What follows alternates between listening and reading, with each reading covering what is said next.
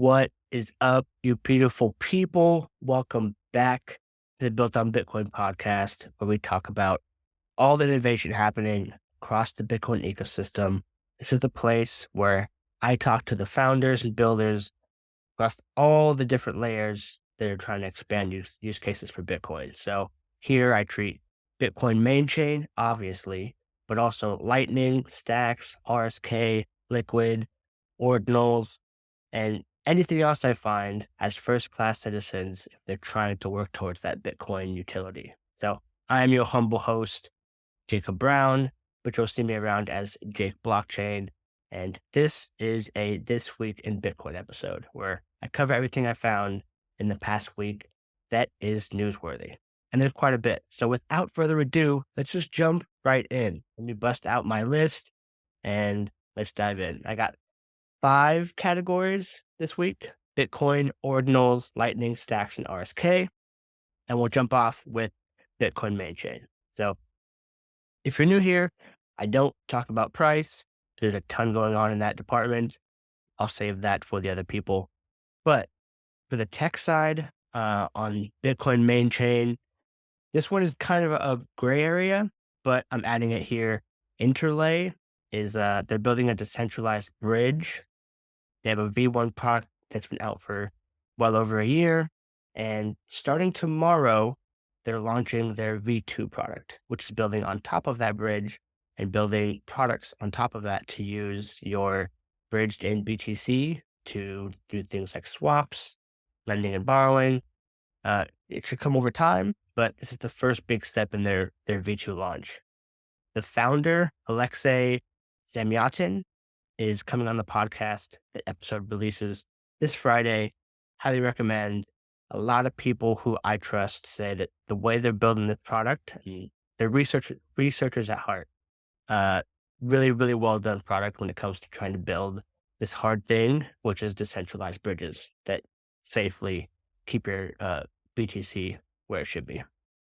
So that's cool. Props to them for launching that. Next up, and this is the second piece. There's only 2 pieces in the Bitcoin section this week, but Block, that illustrious company backed by Jack Dorsey and Square, Cash App, all that. Their hardware wallets, they've been building one for a while. They're also designing an ASIC miner, but details are mum on that so far. But they've been building an open source hardware wallet in the background. And as of today, we now know the name, which is called BitKey. So they released a short blog post on some of the thinking going into the name. I'll drop it in the newsletter, which is also tagged as the first link in the description below. All right, moving on. Biggest area this week by far, and really for the past month, Ordinals, for sure. Gotta talk about it. So first, some interesting stats. Ordinals has been live for a little over 50 days now, and we've already crossed over 500,000 inscriptions since that time, which is pretty freaking crazy.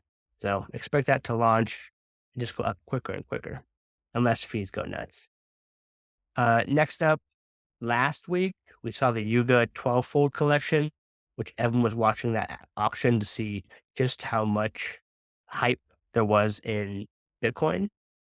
Following that, DeGods had their mint as well. So there was like a 500-piece collection of burned DeGods. This is originally in Solana collection, I believe. Maybe it's on ETH. I don't follow that stuff that well.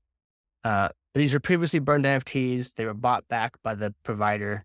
They brought them over to BTC as ordinals, and they did the mint for 0.33 Bitcoin.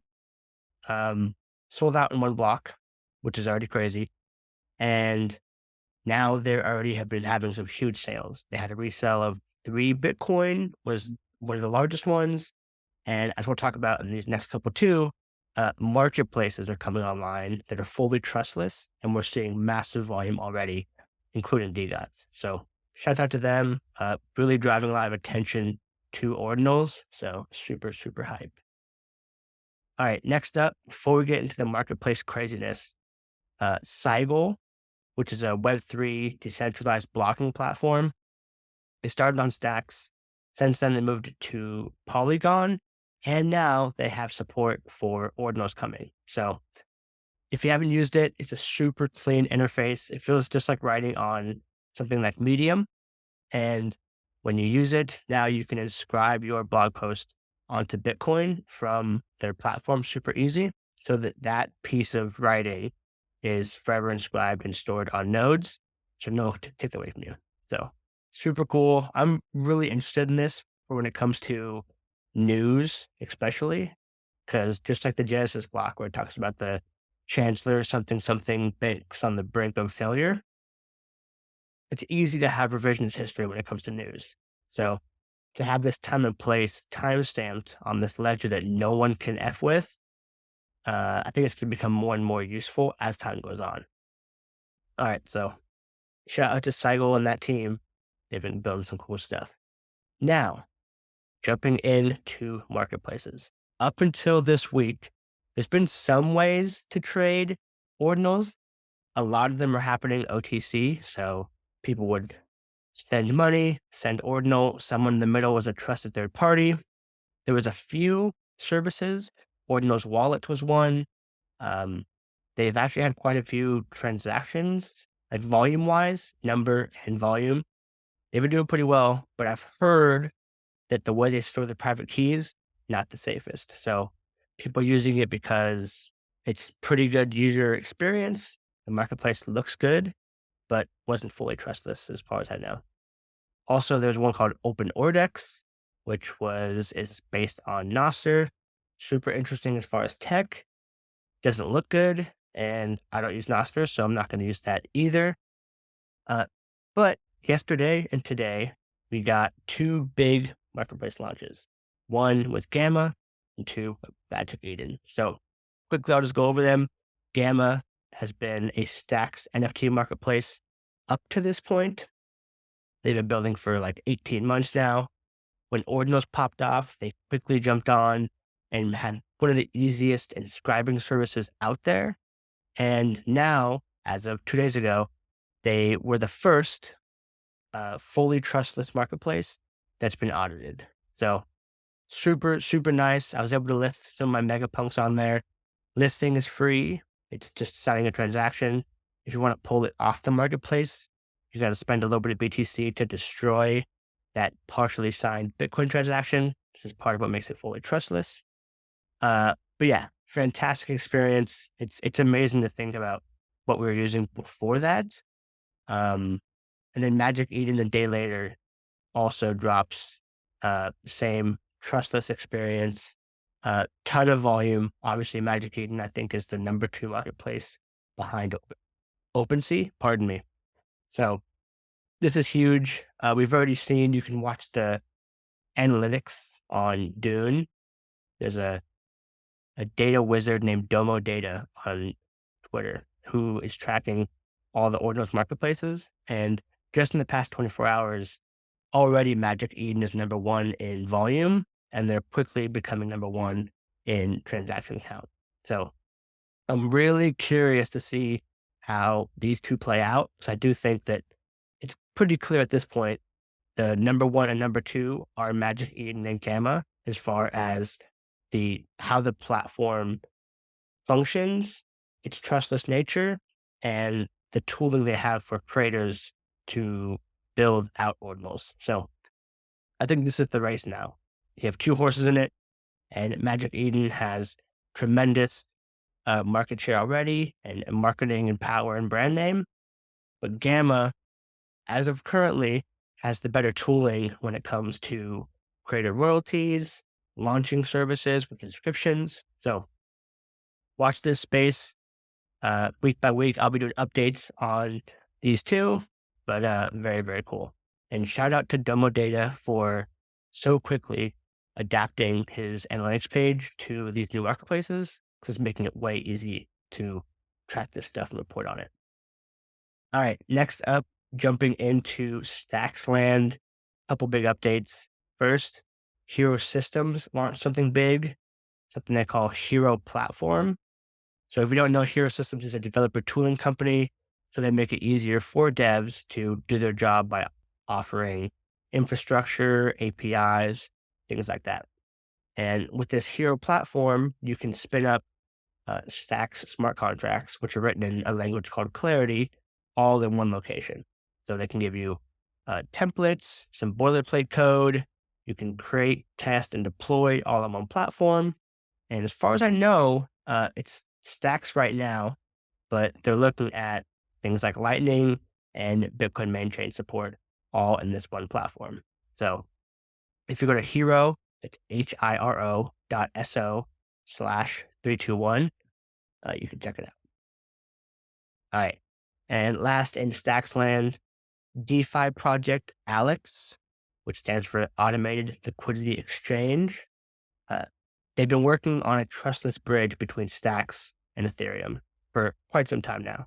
And they just announced today the whitelist for their incentivized testnet. So if you use their testnet, help them test things, break things, they can fix them.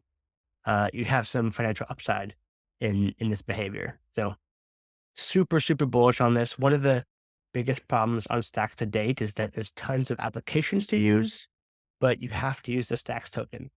You could go into XBTC, which is a centralized wrapped blah, blah, blah, but liquidity into Stacks mostly flows through the Stacks token, which is just not ideal at all. It's a bummer. So now with this bridge, you can bridge in USDC from ETH to Stacks.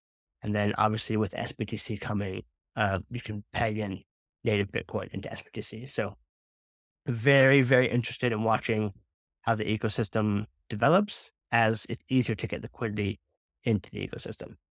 So props to Chente and the whole Alex team. All right, moving on to Lightning, which it still is weird to me that this is not the biggest section week after week, because up until about a month and a half ago, it was every single week, but it's been quieter. A couple of things though. First, Udi and Eric Wall, Taproot Wizards, which were kind of the first name brand project that went crazy on Ordinals. They launched something called the Taproot Wizard School. So this is a way for people to learn about BTC by finishing quests. And one of the first quests was actually using Lightning. So creating a wallet, bringing in some BTC, and then sending it somewhere. And one of the tasks was to send it to the Human Rights Foundation, send them a little bit of Lightning BTC to support and donate. And through that, within a few days, they raised $20,000 for the Human Rights Foundation. Super cool to see. Yeah, really, really like what they're doing over there. They're making Bitcoin fun to use, and also you can learn. Which something I've learned recently is I talk a lot about things like RSK and Stacks, but I haven't used all of them. I still haven't put any BTC into Liquid. So it's easy to talk a big game, but unless you've used a sidechain, you don't know what it's like. And most people are like that with Lightning. They have an opinion on Lightning. They haven't tried Lightning. So I really like what they're doing with that. All right, last up for Lightning, yall is a Lightning-focused accelerator based out of New York.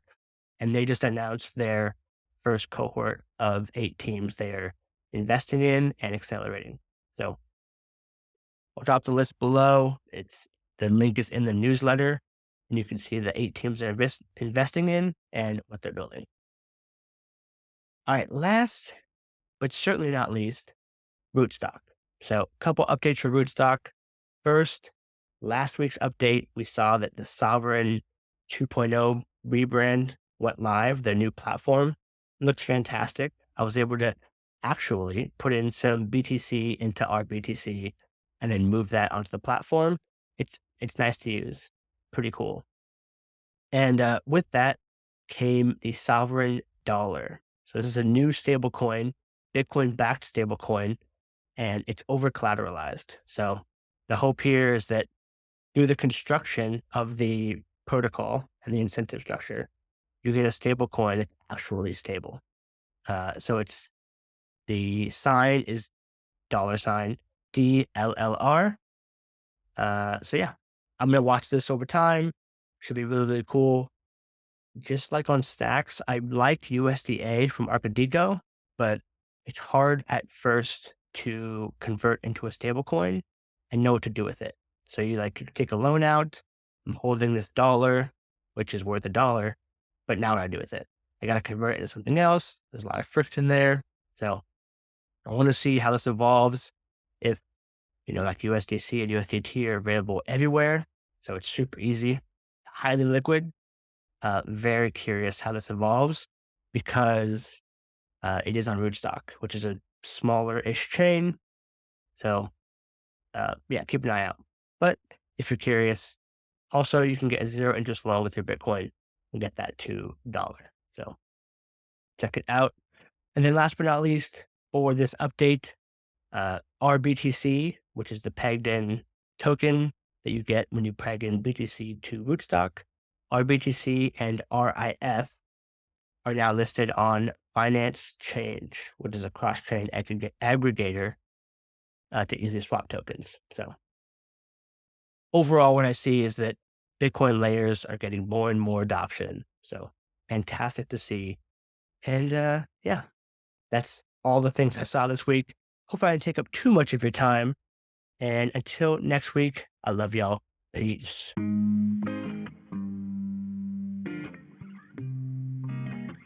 Welcome to Built on Bitcoin. I know that things don't always go your way, but I'll be right here.